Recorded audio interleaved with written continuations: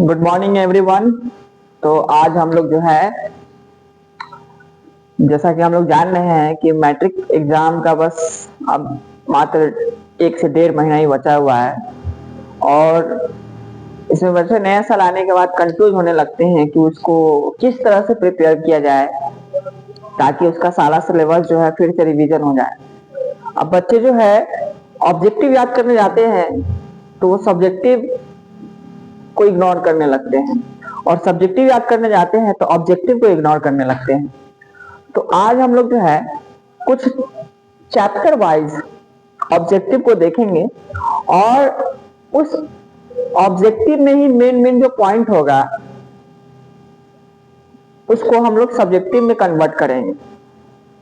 मतलब इस ऑब्जेक्टिव के साथ हमारा ऑब्जेक्टिव भी क्लियर होगा और सब्जेक्टिव भी क्लियर होगा, और आपके अंदर जो है एक तरीके से कॉन्फिडेंस भी आएगा कि हाँ, हमें एग्जाम जो देना है उसके लिए हमारे दिमाग में सवाल का जवाब भी है। ठीक है, तो जब तक आप सवाल को देखिएगा नहीं, समझिएगा नहीं, पढ़िएगा नहीं, तब तक आपको कॉन्फिडेंस नहीं आएगा कि हाँ, एग्जाम में जो है हम बेहतर कर सकते हैं।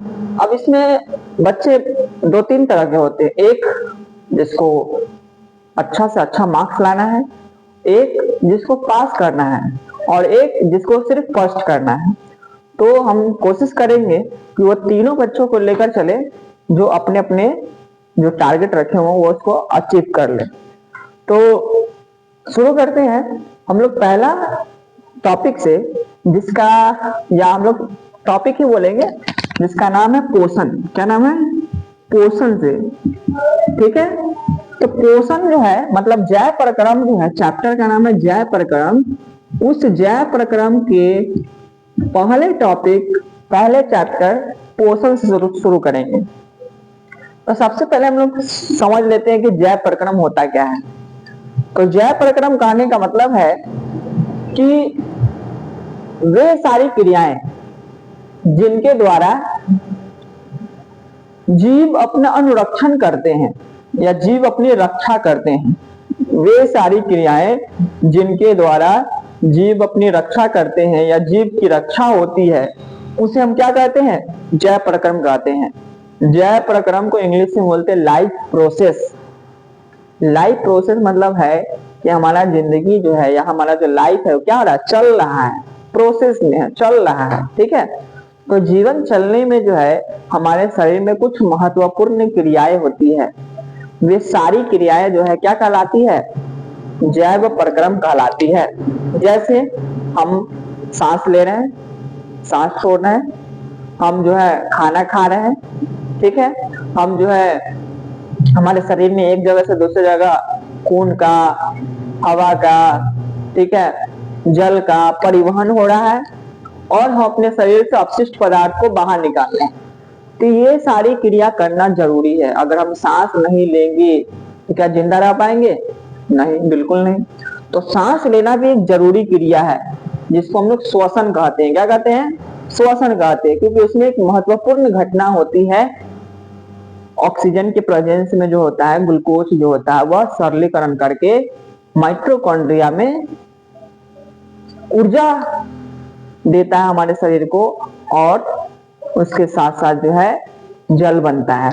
तो कहने का मतलब है कि खाना खाना जैसे जरूरी है उसी तरह सांस लेना भी जरूरी है, उसी तरह हमारे शरीर में एक जगह से दूसरी जगह पदार्थों का परिवहन होना भी जरूरी है, और हमारे शरीर में अपशिष्ट पदार्थ का बाहर निकलना भी जरूरी है। ठीक है, तो जय प्रक्रम में जो है पहला टॉपिक है पोषण। जय प्रक्रम समझ गए कि वे सारी क्रियाएं जिनके द्वारा जीवों का अनुरक्षण होता है उसे जय प्रक्रम कहते हैं। वे सारी क्रियाएं जिनके द्वारा जीवों की रक्षा या अनुरक्षण होता है उसे जय प्रक्रम कहते हैं। जैसे पोषण, श्वसन, परिवहन, उत्सर्जन। अगर इसमें से सवाल बनना होगा तो क्या बन सकता है कि इनमें से कौन जय प्रक्रम है? ऑप्शन दे देगा पोषण, श्वसन, परिवहन और इनमें से सभी। तो आप इनमें से सभी लगा सकते हैं, क्योंकि जय प्रक्रम में पोषण भी होता है, श्वसन भी होता है, परिवहन भी होता है और उत्सर्जन भी होता है। ठीक है, अब इसी में एक सवाल आता है जय प्रक्रियाएं। ये जय प्रक्रियाएं क्या है? तो वे क्रियाएं जो जीवों के लिए जरूरी तो है, लेकिन उससे हमारे शरीर की रक्षा नहीं होता है। ठीक है, जैसे प्रकाश संश्लेषण, जैसे जनन, ये क्रिया जो है अगर कोई जीव नहीं भी करेगा तब भी वो जिंदा रह सकता है। तो जय प्रकरण समझ गए। जय प्रकरण में पहला टॉपिक पोषण को समझते हैं। तो पोषण कहने का मतलब है कि जब कोई जीव भोजन ग्रहण करता है, जब कोई जीव भोजन ग्रहण करता है तो भोजन ग्रहण करने के बाद जो है शरीर में जो है उसका क्या होता है, पाचन होता है। शरीर में क्या होता है, पाचन होता है। और पचने के बाद जो है शरीर क्या करता है, उस भोजन से क्या करता है, शरीर टूट फूट की संरचना करता है या टूट फूट की मरम्मत करता है और जैविक क्रियाओं का संचालन करता है। तो पोषण जो है वह प्रक्रम है जिसमें कोई जीव, पोषण वह प्रक्रम है जिसमें कोई जीव भोजन ग्रहण करने के बाद अपने शरीर की रचना करता है, मतलब शरीर की ग्रोथ कराता है, टूट फूट की मरम्मत करता है। अगर शरीर में कहीं टूट मतलब कहीं पे कट फट गया तो उसका मरम्मत होता है। ठीक है, और जैविक क्रियाओं का संचालन करता है। जैविक क्रिया सोचना, चलना, ठीक है, काम करना, उसका संचालन होता है। क्योंकि हमारे अंदर जब एनर्जी रहेगा, जब हम भोजन करके एनर्जी लेते हैं तभी हम जैविक क्रिया कर सकते हैं, नहीं तो जैविक क्रिया प्रभावित भी हो सकता है।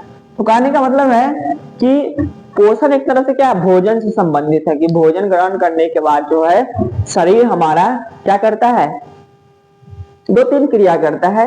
जैसे शरीर की रचना होता है, शरीर का ग्रोथ होता है, टूट फूट की मरम्मत होती है और जैविक क्रियाओं का संचालन होता है, संचालन एवं नियमन होता है। ठीक है, अब हम लोग आते हैं सवाल पे। तो पहले तो हम टॉपिक समझ गए कि जय प्रक्रम और पोषण। ठीक है, अब जय प्रक्रम पोषण में अब बहुत डिटेल अगर समझाएंगे तो सब्जेक्टिव भी डिटेल हो जाएगा, लेकिन हम लोग ऑब्जेक्टिव का क्लास है इसलिए हम लोग ऑब्जेक्टिव के साथ साथ सब्जेक्टिव को देखेंगे। तो पहला ऑब्जेक्टिव है स्वपोषी पोषण के लिए आवश्यक है, इंपॉर्टेंट है। एक तरह से क्या है, ये प्रीवियस ईयर क्वेश्चन, मतलब क्वेश्चन बैंक में इसका अगर देखेंगे तो हर एक 2 साल बीच करके जो है ये सवाल पूछता है कि स्वपोषी पोषण के लिए आवश्यक क्या क्या आवश्यक है। ठीक है, तो स्वपोषी पोषण पहले समझ लेते हैं। तो स्वपोषी पोषण मतलब हम लोग जानते हैं कि वैसा जीव जो अपना भोजन स्वयं बनाता है, खुद बनाता है, उसे स्वपोषी पोषण या स्वपोषी जीव कहते हैं। ठीक है, तो इसके लिए स्वपोषी पोषण एक हरे पेड़ पौधे में होता है। तो हरे पेड़ पौधे में जो स्वपोषी पोषण होता है उसमें स्वपोषी पोषण करने के लिए उस हरे पेड़ पौधे को कुछ चीजों की आवश्यकता होती है। अब इसमें से कौन सा चीज है जो स्वपोषी पोषण मतलब वो हरे पेड़ पौधे के लिए जरूरी है? तो सबसे पहले है CO2। तो CO2 मतलब क्या है? CO2 जो है एक तरह से अणुसूत्र है। क्या है? अणुसूत्र। किसका? Carbon dioxide. किसका? कार्बन डाइऑक्साइड का। तो इसको हम लोग CO2 को कार्बन डाइऑक्साइड भी बोल सकते हैं, कहीं पे आपको कार्बन डाइऑक्साइड भी लिखा रहेगा। ठीक है, तो CO2। दूसरा है क्लोरोफिल। क्लोरोफिल को हम लोग जो है, क्लोरोफिल इंग्लिश है, ठीक है, कहीं कहीं तो पर्णहरित लिखा रहेगा, पर्णहरित, पर्णहरित मतलब पर्णहरित को ही इंग्लिश में कहते हैं क्लोरोफिल। ठीक है, तीसरा है सूर्य का प्रकाश, सूर्य का प्रकाश, लाइट। और चौथा है इनमें से सभी, इनमें से सभी। तो CO2, क्लोरोफिल, सूर्य का प्रकाश, इनमें से सभी। तो स्वपोषी पोषण जो होता है, हम लोग पढ़े थे कि प्रकाश संश्लेषण जब होता है तो उस प्रकाश संश्लेषण करने के लिए जो है पौधे को जो है क्या क्या चाहिए? कार्बन डाइऑक्साइड भी चाहिए, क्लोरोफिल भी चाहिए और सूर्य का प्रकाश भी चाहिए। इसमें एक इंपॉर्टेंट सवाल आता है कि प्रकाश संश्लेषण करने के लिए हरे पेड़ पौधे ये आवश्यक पदार्थ कहां कहां से प्राप्त करते हैं? ये सब्जेक्टिव वाला सवाल है। तो इनमें से ऑप्शन तुम्हारा क्या होगा? इनमें से सभी हो जाएगा। जो CO2 वायुमंडल से प्राप्त करता है, क्लोरोफिल जो है पत्ती के अंदर होता है, पर्णहरित जो होता है हरित लवक में होता है, मतलब पत्ती के अंदर होता है, और सूर्य का प्रकाश सूर्य से प्राप्त करते हैं। तो इसमें से सवाल क्या हो गया, स्वपोषी पोषण के लिए आवश्यक कौन कौन हो गया, ये तीनों हो गया। ठीक है, दूसरा सवाल, प्रकृति में O2 का संतुलन कैसे बना रहता है? प्रकृति में O2 का संतुलन कैसे बना रहता है? तो कहने का सवाल है कि हम जो प्रकृति में देखते, प्रकृति मतलब अपने आसपास इन्वायरमेंट में, तो वहां पे O2 का संतुलन बना रहता है। O2 मतलब जितना जीव को O2 चाहिए वह O2 का प्रतिशत संतुलन बना रहता है। कैसे बना रहता है? तो हम लोग जानते हैं कि पेड़ पौधा एक क्रिया करता है जिसका नाम है क्या, प्रकाश संश्लेषण। क्या नाम है? प्रकाश संश्लेषण। अब ये प्रकाश संश्लेषण जो होता है, तो इस प्रकाश संश्लेषण से जो है पेड़ पौधा ऑक्सीजन को प्रोड्यूस करता है। ऑक्सीजन को क्या करता है? प्रोड्यूस करता है और कार्बन डाइऑक्साइड को ग्रहण करता है। मतलब हम लोग जो सांस लेते हैं तो कार्बन डाइऑक्साइड छोड़ते हैं और O2 को ग्रहण करते हैं। ठीक है, लेकिन पेड़ पौधा इसका जस्ट उल्टा करता है, वो कार्बन डाइऑक्साइड को ग्रहण करता है और ऑक्सीजन को प्रोड्यूस करता है। तो इससे क्या होता है कि वातावरण में जो है क्या होता है, संतुलन बना रहता है। तो कौन सी क्रिया के द्वारा? प्रकाश संश्लेषण क्रिया के द्वारा ही O2 का संतुलन बना रहता है, क्योंकि प्रकाश संश्लेषण क्रिया में ही कौन O2 प्रोड्यूस करता है। हर एक पेड़ पौधे जो होते हैं वो O2 को मतलब O2 मतलब ऑक्सीजन, O2 मतलब ऑक्सीजन को प्रोड्यूस करता है। ठीक है, तो कहने का सवाल है कि प्रकृति में O2 का संतुलन कैसे बना रहता है? तो संयोजन क्रिया, संयोजन क्रिया जो है हम लोग पढ़े थे, संयोजन अभिक्रिया, उसी से आया संयोजन क्रिया। क्रिया को ही अभिक्रिया भी कहते हैं। तो उससे क्या O2 का संतुलन बना रहेगा? नहीं। अपघटन, अपघटन को हम लोग बोलते हैं वियोजन अभिक्रिया, जिसे अपघटन क्रिया भी कहते हैं। तो अपघटन से भी इसका कोई लेना देना नहीं है। नन ऑफ दिस मतलब इनमें से कोई नहीं, इनमें से कोई नहीं मतलब इसमें सवाल का जवाब होगा प्रकाश संश्लेषण। प्रकाश संश्लेषण क्रिया से क्या होगा? ऑक्सीजन का संतुलन बना रहेगा। तो बस इसमें पहला सवाल इसमें से बना था क्या, स्वपोषी पोषण किसे कहते हैं?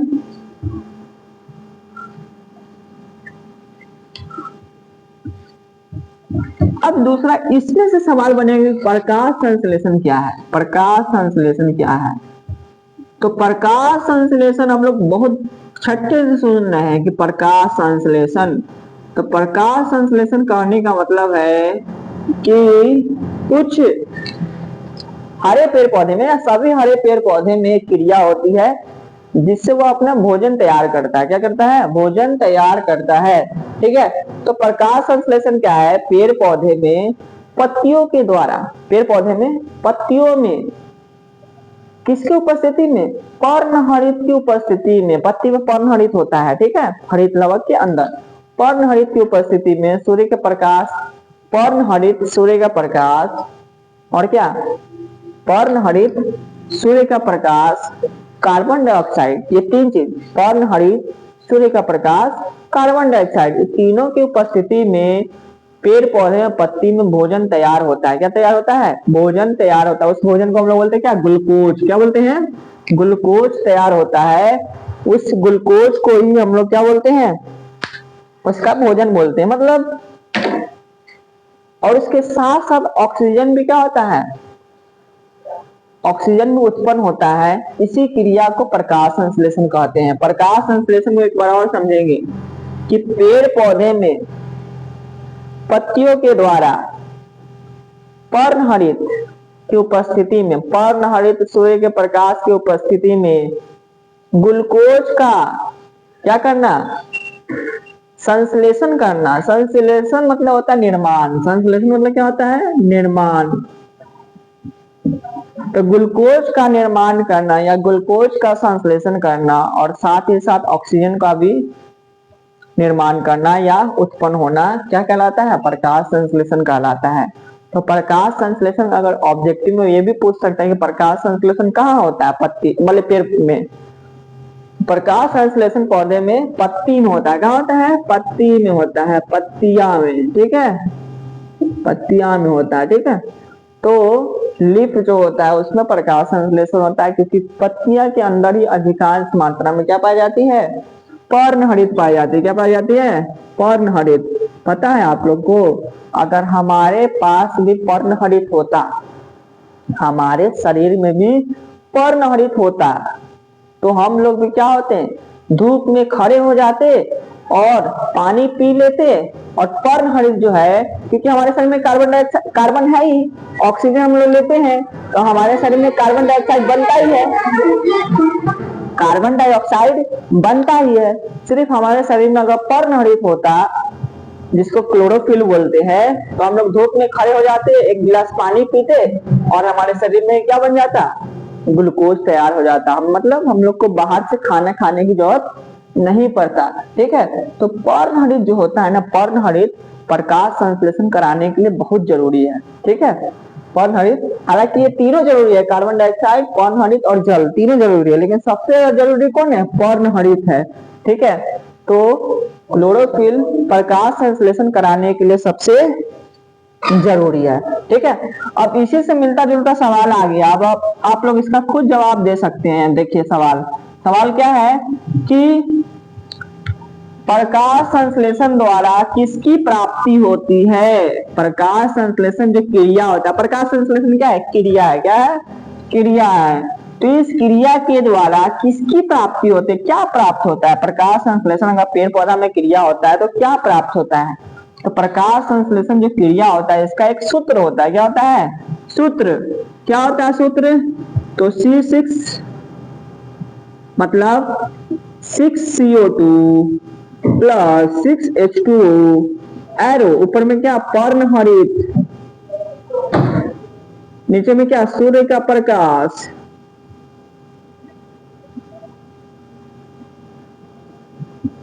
और इसे क्या बनेगा, C6H12O6 प्लस 6H2O। मतलब कार्बन डाइऑक्साइड और जल किसकी, पर्णहरित और सूर्य के प्रकाश की उपस्थिति में क्या बनाना, ग्लूकोज बनाना। तो क्या बना, ग्लूकोज बन रहा है, ग्लूकोज बन रहा है, ठीक है। तो ग्लूकोज जो बन रहा है, इसी ग्लूकोज कौन सा क्रिया से प्राप्त होता है, प्रकाश संश्लेषण क्रिया से। तो इसका ऑप्शन क्या हो जाएगा, सी हो जाएगा, क्या हो जाएगा, सी। तो यहाँ पे अगर आपसे सब्जेक्टिव सवाल ये पूछ सकता है कि प्रकाश संश्लेषण क्रिया का रासायनिक समीकरण लिखिए, ये है रासायनिक समीकरण, ठीक है, किसका, प्रकाश संश्लेषण क्रिया का। अगर इसको हिंदी में भी लिख सकते हैं कैसे, कार्बन डाइऑक्साइड प्लस जल, एरो पर्णहरित सूर्य का प्रकाश, ग्लूकोज प्लस जल, ग्लूकोज प्लस ऑक्सीजन होगा, क्या होगा, ऑक्सीजन। यहाँ 6O2 होगा। तो सबसे पहले देख लेते हैं संतुलित है कि नहीं। कार्बन 6 गो, कार्बन यहाँ पे कितना 6, ऑक्सीजन कितना है 6 दूना 12 और 6 एक कम 6 18, यहाँ पे 6 है तो यहाँ पे 12, 6 दूना 12, ठीक है, ठीक है, ठीक है। तो ये ऑक्सीजन है, क्या है, ऑक्सीजन है। यहाँ पे जल नहीं होगा, क्या होगा, ऑक्सीजन। तो कहने का मतलब है कि प्रकाश संश्लेषण द्वारा किसकी प्राप्ति होती है। तो प्रकाश संश्लेषण द्वारा पेड़ पौधे को ग्लूकोज की प्राप्ति होती है। किसको प्राप्ति होती है, पेड़ पौधे को, हमको कि पेड़ पौधे को, पेड़ पौधे को प्राप्ति होती है। हम लोग तो भोजन ग्रहण करते हैं और ग्रहण करने के बाद हमारा जो मुख्य गुहा है, अमाशय है, छोटी आंत है, ये छटनी करता है। क्या छटनी करता है, भोजन में से आवश्यक पोषक तत्व, क्या, पोषक तत्व, जैसे कार्बोहाइड्रेट, प्रोटीन, ठीक है, फैट, विटामिन, मिनरल्स, ठीक है, ये सबको अलग करता है, ठीक है। कौन, मुख्य गुहा, अमाशय और छोटी आंत, ठीक है। लेकिन पेड़ पौधे में ऐसा कोई छटनी नहीं होता है। एक के बार वो पेड़ पौधा क्या करता है, सूर्य जब निकलता है दिन में, तो ये प्रकाश संश्लेषण क्रिया द्वारा भोजन को तैयार करता है, और वह भोजन जो होता है वह सरलीकरण के रूप में होता है। सरलीकरण मतलब ऑब्जर्बल फॉर्म में होता है, अवशोषित होने वाले फॉर्म में होता है, उसमें पाचन की आवश्यकता नहीं होती है, ठीक है। ऑटोमेटिक वह सारे अंगों में फ्लोएम के द्वारा भेज दिया जाता है। ठीक है, तो कहने का मतलब है कि प्रकाश संश्लेषण द्वारा क्या प्राप्त होता है? ग्लूकोज। ग्लूकोज का सूत्र पता हो गया, क्या है ग्लूकोज का सूत्र? C6H12O6। ये किसका सूत्र है? ग्लूकोज का सूत्र है। ये भी ऑब्जेक्टिव में आता है सवाल कि इनमें से कौन ग्लूकोज का सूत्र है, और ये संख्या अलग अलग करके दे देगा या इसको उल्टा पलटी करके दे देगा। लेकिन आपको ध्यान रखना है कि कार्बन 6 गो होना चाहिए, हाइड्रोजन 12 गो होना चाहिए और ऑक्सीजन 6 होना चाहिए। ठीक है, तो ये तुम्हारा किसका सूत्र हो जाएगा? ग्लूकोज का। ठीक है, अब अगला सवाल बनता है, देखते हैं। तो यहाँ पे तो 3 सवाल जो हम लोग देखे ना, पहला वाला तो सवाल किस पे था? स्वपोषी पोषण, हालांकि वो भी प्रकाशित संश्लेषण पे था। ये तीनों सवाल जो है प्रकाश संश्लेषण पे था। तो समझ लीजिए कि प्रकाश संश्लेषण आपका यह सबसे इंपॉर्टेंट सवाल हो जाएगा सब्जेक्टिव के लिए। ठीक है, तो आप लोग प्रकाश संश्लेषण को देख लीजिएगा अपने अपने नोट्स में।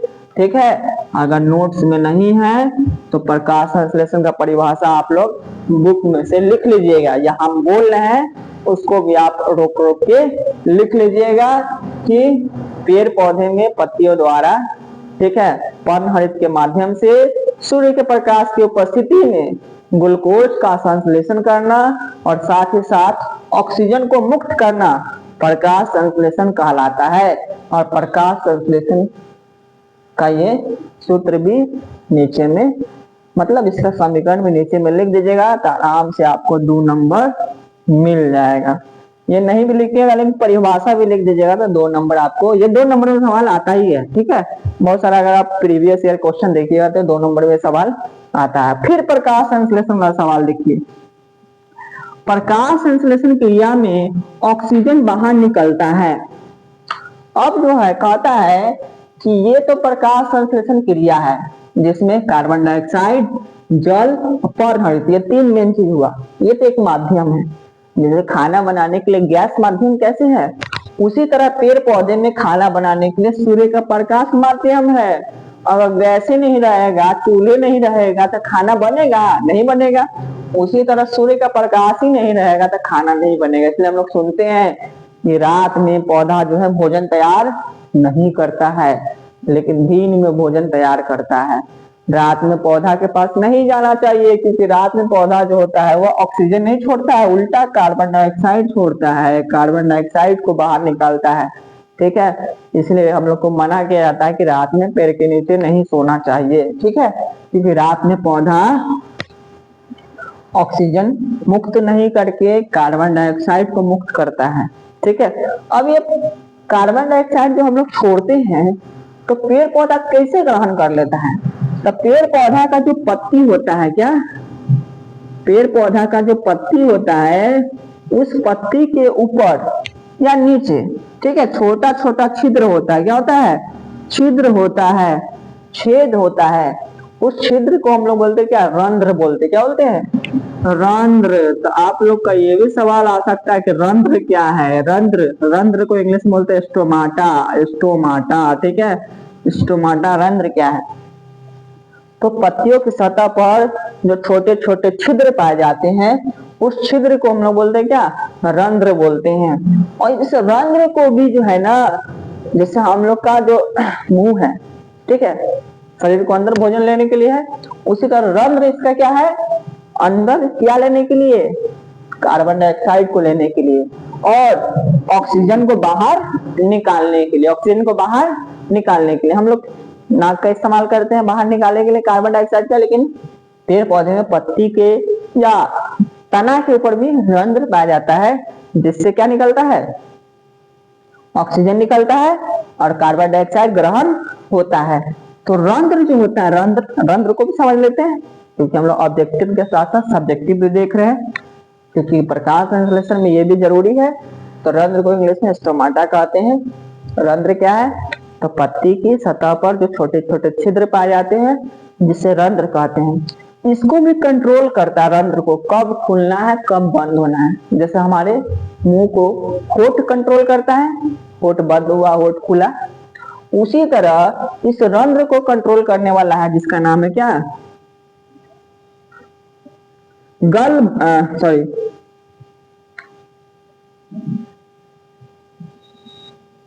जिसका नाम है कंट्रोल करने वाला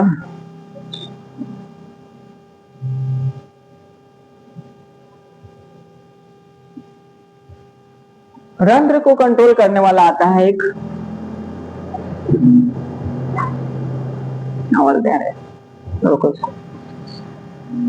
रंध्र जो होता है उस रंध्र को भी कंट्रोल करता है। ठीक है, ये जैसे रंध्र है तो इस रंध्र के दो तरफ से ये सेल होता है, दो तरफ से ये सेल होता है। ठीक है, जिसको हम लोग क्या बोलते हैं, गार्ड सेल बोलते हैं। क्या बोलते हैं, गार्ड सेल। अब हिंदी में इसका आप लोग नाम देख लीजिएगा, गार्ड सेल को हिंदी में क्या बोलते हैं, और आप लोग कमेंट करके बताइएगा कि गार्ड सेल को हिंदी में क्या बोलते हैं।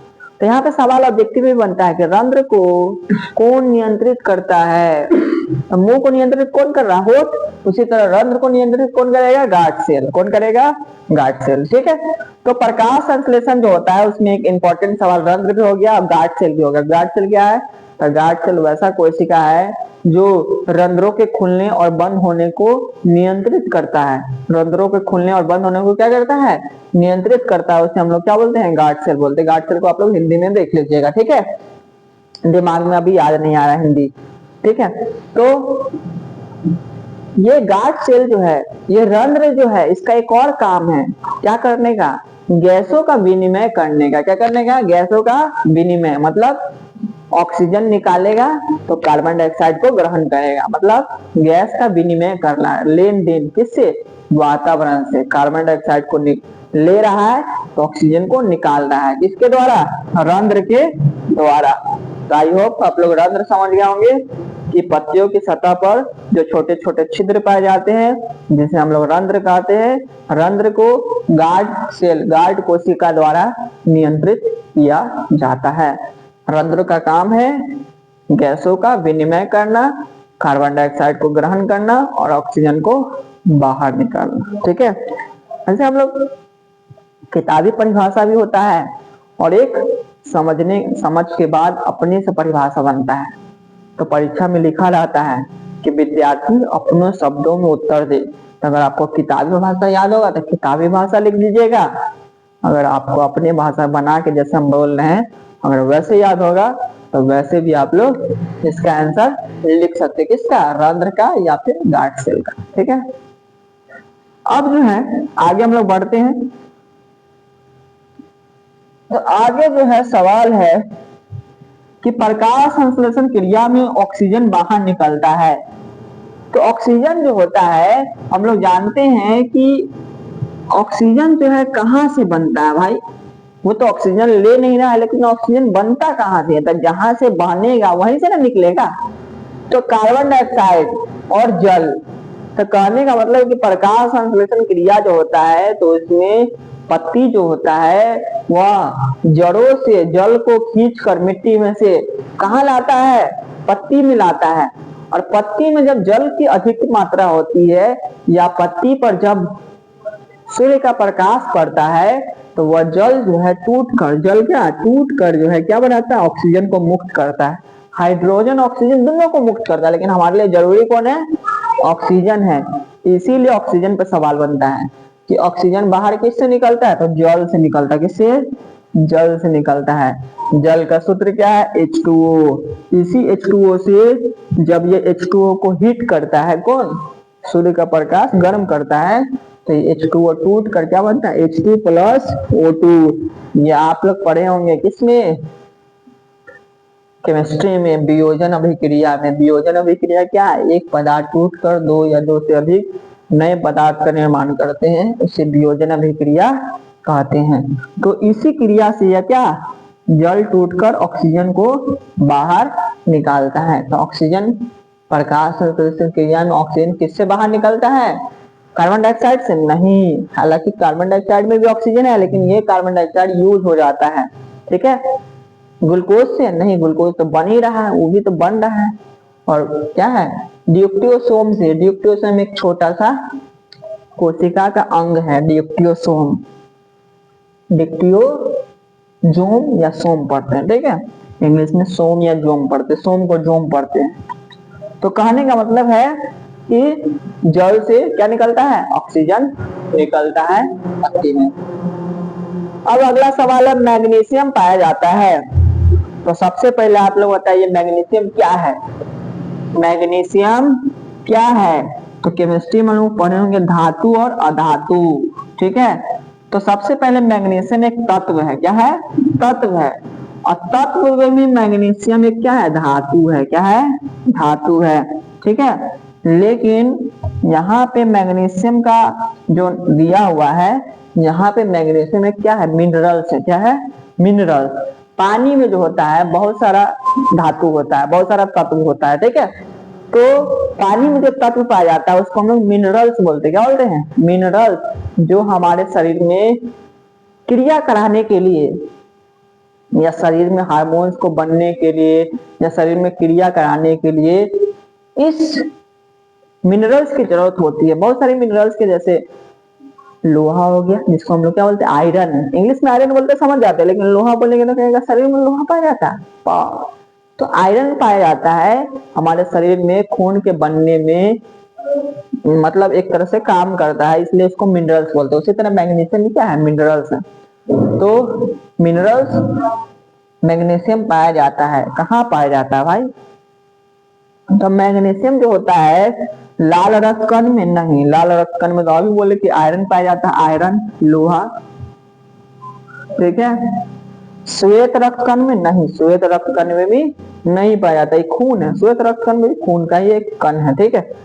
वर्णी लवक में, वर्णी लवक, वर्णी लवक मतलब जिसको हम लोग हरित लवक बोलते हैं उसी को वर्णी लवक बोलते हैं, क्लोरोप्लास्ट, ठीक है, जिसको ल्यूकोप्लास्ट या प्लास्टिड बोलते हैं, क्या वर्णी लवक को प्लास्टिड बोलते हैं, नहीं इसमें पाया नहीं। क्लोरोफिल में जो है क्या पाया जाता है, मैग्नीशियम पाया जाता है। मैग्नीशियम में क्या है, तत्व है, तत्व में क्या है, धातु है, जिसको हम लोग आम भाषा में यहाँ पे बायोलॉजी के सेंस में क्या बोलेंगे, मिनरल्स बोलेंगे, क्या बोलेंगे, मिनरल्स। तो मैग्नीशियम एक मिनरल्स है जो पाया जाता है किसमें, क्लोरोफिल में, किसमें, क्लोरोफिल में, ठीक है। क्लोरोफिल को हिंदी में क्या बोलते हैं, तो क्लोरोफिल को हिंदी में बोलते हैं पर्णहरित, क्या बोलते हैं, पर्णहरित। तो आप लोग को अगर कुछ समझ में आ रहा है तो कमेंट करके बताइएगा, ठीक है। अब कमी बेसी तो धीरे धीरे जो है पूरा हो ही जाएगा, लेकिन समझ में आ रहा है तो उसमें आप लोग कमेंट करके बताइएगा, ठीक है। तो यहाँ पे दो इंपॉर्टेंट क्वेश्चन आया, एक स्वपोषी, दूसरा प्रकाश संश्लेषण, अभी कोई तीसरा नहीं आ रहा है। तीसरा एक बताया था रंध्र के बारे में, किसके बारे में, किसके बारे में बताया है, और रंध्र के बारे में। रंध्र भी इंपॉर्टेंट क्वेश्चन है, ठीक है, इसको भी आप लोग देख लीजिएगा, क्योंकि छोटा छोटा सवाल भी 2 नंबर में बन जाता है, ठीक है। अब आता है सवाल क्या, कवक में पोषण की कौन सी विधि पाई जाती है, कवक में पोषण की। अब अगला सवाल है पोषण क्या होता है, पोषण। हम लोग बताए थे कि पोषण जो है वह परिक्रम है जिसमें कोई जीव भोजन ग्रहण करने के बाद शरीर की रचना, टूट के वरम्मन, जैविक क्रियाओं का संचालन एवं नियमन करता है। यह 2 प्रकार के होते हैं, स्वपोषी पोषण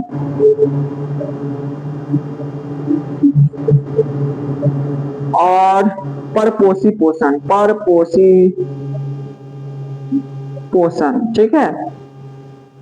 अब ये स्वपोषी पोषण का कोई प्रकार नहीं है, लेकिन परपोषी पोषण भी कई प्रकार के होते हैं, ठीक है। एक होता है परजीवी पोषण, दूसरा होता है मृतजीवी पोषण, मतलब मुख्यतः 3 ही प्रकार हम लोग देखते हैं, मृतजीवी पोषण, और तीसरा होता है प्राणी संपोषण, प्राणी संपोषण, ठीक है। तो 3 प्रकार के पोषण होता है, इसको भी बारी बारी से देख लेते हैं, ठीक है, आप लोग रिवाइज भी कर लीजिएगा कि इस प्रकार के पोषण में जीव अपना भोजन अस्थायी या अस्थायी रूप से किसी दूसरे जीव पर निर्भर रह के प्राप्त करते हैं। परजीवी परपोषण का मतलब ही होता है क्या, अपना भोजन खुद न बनाकर किसी दूसरे पर निर्भर रहना, मतलब किसी दूसरे से प्राप्त करना, ठीक है। परपोषी, जैसे हम लोग भी परपोषी हैं, हम लोग भी स्वपोषी नहीं है, क्योंकि हम लोग भी किसी पे निर्भर है, किस पे, पेड़ पौधा पे। पेड़ पौधा है, फल फूल देगा, अनाज होगा तभी ना हम खाएंगे, या मनुष्य जो दूसरे जानवर को खाता है तो ये क्या है, परपोषी पोषण का ही हम लोग भी उदाहरण है। ठीक है, तो मृतजीवी पोषण जो होता है, सॉरी परजीवी पोषण जो होता है, इसका परिभाषा है कि इस प्रकार के पोषण में जीव अपना भोजन अस्थायी या अस्थायी, ठीक है, अस्थायी या अस्थायी रूप से किसी दूसरे जीव पर निर्भर रहता है, उसे हम लोग क्या कहते हैं, परजीवी पोषण कहते हैं। हम लोग भी परजीवी है। ठीक है, इसमें अस्थायी कहने का मतलब क्या, अस्थायी मतलब उसी के शरीर के अंदर रह के या उसी पे निर्भर रह के। ठीक है, अस्थायी मतलब इनडायरेक्टली उसी से प्राप्त करता है। जैसे यहाँ पे जू हो गया, खटमल हो गया, हम हमारे शरीर में रहता है, हम इसे क्या करता है, अपना पोषण प्राप्त करता है। तो ये क्या हो गया, परजीवी। जू खटमल किसका एग्जाम्पल हो गया, परजीवी का। ठीक है, अब मृतजीवी क्या होता है, तो मृतजीवी कहने का मतलब होता है इसमें जीव जो होता है सड़ा गला चीजों से, मृत जीवों से प्राप्त करता है। इस प्रकार के पोषण में जीव अपना भोजन मृत एवं सड़े गले जीवों से प्राप्त करते हैं, उसे मृतजीवी पोषण कहते हैं। ठीक है, जैसे बैक्टीरिया हो गया। ठीक है, जैसे कोई जानवर मर जाता है और उसका कीड़ा लग जाता है, तो कीड़ा क्या करता है, उसको अपना भोजन बना लेता है। तो इस प्रकार ये पोषण क्या कहलाएगा, मृतजीवी पोषण कहलाएगा। ठीक है, और प्राणी संपोषण क्या होता है, इसमें इस प्रकार के पोषण में जीव अपना भोजन कैसा लेता है, ठोस और तरल पदार्थ के रूप में, ठोस और तरल पदार्थ के रूप में लेता है। तो कवक भी जो है ना, कवक एक तरह से मृतजीवी पोषण करता है। क्या करता है, स्वपोषी करता है, नहीं स्वपोषी तो हरा पेड़ पौधा। समभोजी, समभोजी एक तरह से प्राणी संपोषण की तरह होता है, ठोस और तरल लेना और फिर उसको पचाना। ठीक है, तो प्राणी संपोषण भी नहीं करता है, इनमें से कोई नहीं की जगह पे क्या आ जाएगा, मृतजीवी हो जाएगा। कवक भी एक तरह से मृतजीवी पोषण करता है। ठीक है, तो इसके बारी बारी में समझ लेंगे। पोषण दो प्रकार के, स्वपोषी पोषण और परपोषी पोषण। ठीक है, स्वपोषी पोषण वे जीव अपना जो भोजन खुद नहीं बनाते हैं, सॉरी वे जीव जो अपना भोजन खुद बनाते हैं उसे स्वपोषी पोषण कहते हैं। खुद मतलब स्वयं। परपोषी पोषण वे जीव जो अपना भोजन स्वयं न बनाकर किसी दूसरे जीव पर निर्भर रहते हैं, उसे क्या कहते हैं, परपोषी पोषण। परपोषी पोषण तीन प्रकार के, परजीवी पोषण, मृतजीवी पोषण, प्राणी संपोषण। परजीवी का मतलब इस प्रकार के पोषण में जीव अपना भोजन स्वयं न बनाकर किसी दूसरे जीव पर अस्थायी या अस्थायी रूप से रहकर प्राप्त करते हैं, उसे परजीवी पोषण कहते हैं। जैसे जू खटमल। मृतजीवी पोषण, इस प्रकार के पोषण में जीव अपना भोजन मृत एवं सड़े गले पदार्थों से या जीवों से प्राप्त करते हैं, उसे मृतजीवी पोषण कहते हैं। जैसे कवक, बैक्टीरिया। ठीक है, प्राणी संपोषण, इस प्रकार के पोषण में जीव अपना भोजन प्राणियों जैसे ठोस और तरल पदार्थ के रूप में लेते हैं, उसे प्राणी संपोषण कहते हैं। जैसे मेढक हो गया, अमीबा हो गया, इसका एग्जाम्पल हो गया प्राणी संपोषण का। ठीक है, तो एक पार्ट ये आपका हो गया जिसमें आप लोग है ना ये सारा चीज कवर हो गया प्रकाश संश्लेषण तक। कितना था, मतलब पोषण का आधा चैप्टर कंप्लीट हो गया। ठीक है, तो पहला भाग में जो है आप लोग स्वपोषी पोषण मतलब पोषण, पोषण का परपोषण का प्रकार, प्रकाश संश्लेषण और रंध्र का टॉपिक कंप्लीट हो गया। ठीक है, अब इसी में एक क्वेश्चन है, क्लोरोफिल वर्णक का रंग कैसा होता है। तो हम लोग जानते हैं कि लवक जो होता है तीन प्रकार का होता है, एक होता है वर्णी लवक, एक होता है अवर्णी लवक। ठीक है, और वर्णी लवक में ही आता है कौन, क्लोरोप्लास्ट, सॉरी क्लोरोफिल। ठीक है, और ये क्लोरोफिल होता है कैसा, हरा रंग का होता है। कैसा होता है, हरे रंग का होता है। क्लोरोफिल वर्णक कैसा होता है, हरे रंग का।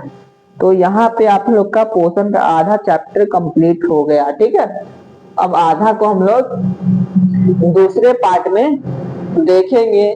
ठीक है, इसमें मेन अगर सवाल देखा जाए तो पोषण क्या है, पोषण के प्रकार, स्वपोषी परपोषी। अब इसमें एक और क्वेश्चन आता है इंपॉर्टेंट, स्वपोषी परपोषी पोषण में अंतर। अब स्वपोषी में क्या बोलेंगे, इसमें जीव अपना भोजन खुद बनाता है, परपोषी में इसमें जीव अपना भोजन स्वयं खुद नहीं बनाता है।